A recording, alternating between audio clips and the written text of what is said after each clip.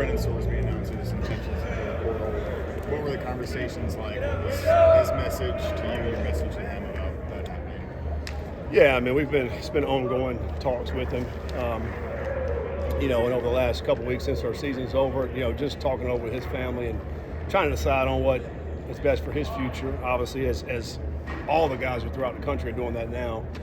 And he just, in his mind, he still doesn't know what he wanted to do yet, whether he pursue the NFL, which he's gotten a lot of great feedback. Still waiting for the feedback straight on paper that they send you from the NFL. Still waiting for that. But he's gotten a lot of good feedback through his agent on that. And then also, as we all know, he's had a really good year, and he's gotten reached out to by a lot of schools. And that's the nature of the college football world that we're living in right now. And appreciate everything he's done for us in this program. Had an outstanding year. I think 1 touchdown shy of the school record for touchdowns responsible for. Obviously played at a high level this year. Otherwise, he would not be sought after like he is in the NFL and other colleges. So, and I think this is the case for all college football players nowadays. And man, it's changed so much just in the last 3 years. And people can say 5 years, 10 years, but in the last 2 years, it's even changed a lot. I think, us coaches and us programs, we have to be grateful for the time that we do have with any players that are on our team, and which we are. And then, at the end of the season, I feel like where we are right now, the adults in the room have created all these rules. These kids are looking at their situation individually and trying to figure out what's the best for me. And that's the world that we're living in right now. And so we have to do, as coaches, do the best we can to maneuver this and go through it. So, but again, I appreciate everything that Brendan has done for us in this program over the last 2 years. Could you have afforded him? I mean, this is a dilemma that coaches are going to run into. When you have a good player, the bidding war goes up. Yeah, there's programs out there that certainly can afford players better than we can. And I think, as you see, there's a lot of quarterbacks in the portal right now. I think, including some guys in our conference. I've seen several guys in our conference that are outstanding football players that have gotten in the portal. I've been seeing in the SEC, all over. I think when the dust settles and you start seeing where some of these top quarterbacks, if they play in college again this year, you see who's got the money. Because when quarterbacks play really well out there throughout the country, everybody that wants to compete for a national championship that has those kind of funds, you're going to see that's where those guys end up going. And to answer your question, probably not.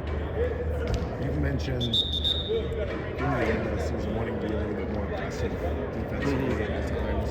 Yeah. Is this an opportunity in this ball game? It's just an opportunity. This is a completely unique offense that we're facing. They're outstanding. They do a great job with what they do. The quarterback's incredible. Back-to-back 1,000-yard rushing. And he can throw the football. I think this year against who was the team? He threw for 330 yards against somebody this year. And Memphis, Air Force, yeah. So, he can certainly throw it. This is we better tighten up coverage in here. You better put them all close to the line of scrimmage. Number 1 rushing offense in the country. It starts with their quarterback. He's outstanding. Their offensive line comes off the ball. They play hard. Everybody's willing to block, all the receivers and slot backs they have. They know what they're doing, their scheme. And if you don't fit right, then it's going to be a big play. So, yeah, it's a completely different challenge that we have this game against the Naval Academy. They're outstanding what they do. You mentioned, obviously, Brendan leaving in this transfer portal window. Is there any other guys we should maybe expect to maybe opt out of the bowl game that wasn't out here today? Yeah, I really don't know. Until we line up and start playing, we'll figure out who we're playing with. And that's the day and age we're in right now. I think things change over time, too, I think, with guys. We got some of our guys that have been dinged up, some guys that are not practicing right now. So some of those guys remain to be seen if they're going to be healthy enough to play. So as we get closer, we'll probably have obviously a better idea on that. The strategy to kind of get your quarterback position filled next year, is it obviously looking at the portal in a similar kind of path or plan to 2 years ago where you try to identify a guy who's maybe rising a diamond in the rough similar to Brendan Sorsby? You know, in a perfect world, that'd be ideal. You know, I think, you know, for us, obviously trying to find the best player that can come in and help us win football games. And I thought Brendan gave us a great opportunity, a great chance to go win. You know, I thought, again, we were one of the top offenses in efficiency this year. Didn't have the ball very much. But you look at yards per play, rushing yards per play, you know, top 10 in the country in both of those categories. Took care of the football this year.